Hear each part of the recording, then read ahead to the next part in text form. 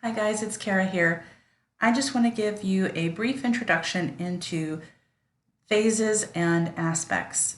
Today I just want to talk a little bit about the phases and then we can break down aspects a little bit later. I think it helps to separate them out a little bit while you're learning.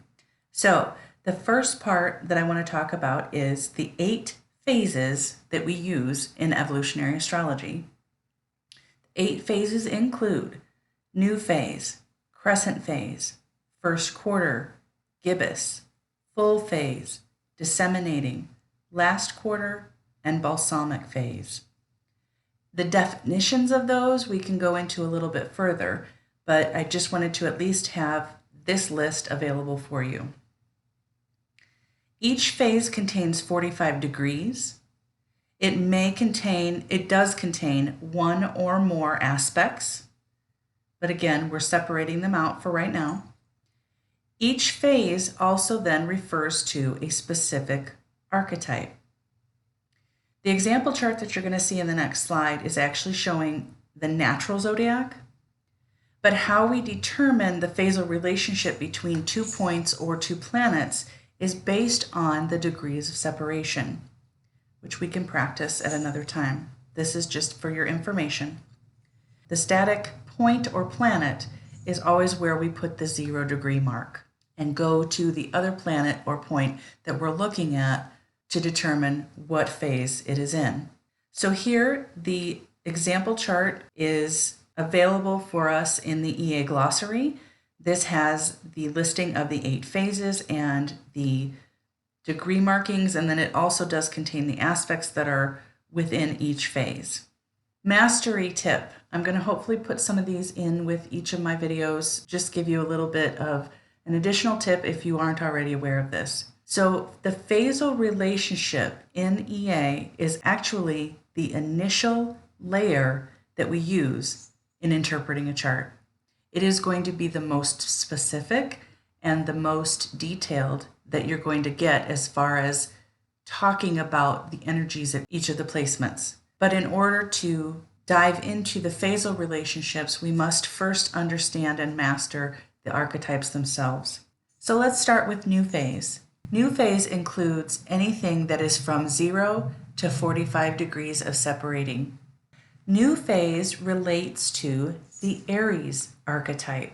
Any planets that are in a new phase, whether they're an aspect to each other or not, are experiencing the Aries energy. So let's take a look at a chart. Take a look at this chart and identify any planets or points that you see that are in a new phase relationship. They may or may not be in aspect, remember that. But new phase is any planets or points that are from 0 to 45 degrees of separating. Did you find them all? Let's start with the planets. The Sun to Mercury is 17 degrees separating. Saturn to Venus, 4 degrees. Pluto to Uranus, did you catch that one? 23 degrees apart. And now let's consider the nodes. Neptune and the North Node are 10 degrees apart. The Sun and the South Node, 6 degrees apart, qualifying them for new phase. One of the challenging aspects of this is with the nodes. The nodes naturally move in a retrograde motion, meaning that it's backwards or opposite from the way the planets move. So in this example, in this chart, the nodes will move from 0 degrees Gemini, Sag, to 29, 28, 27 of the Taurus-Scorpio axis, and are therefore separating from the planets. The separating quality is what defines them as new phase.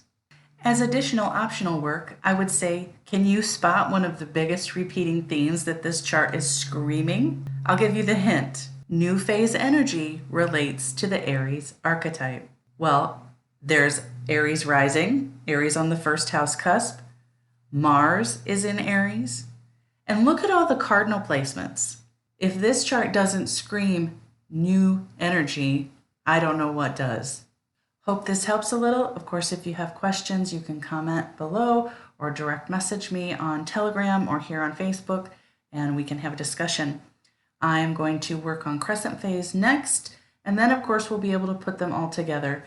But I'm trying to keep it as simple as possible to just look at one part of this at a time.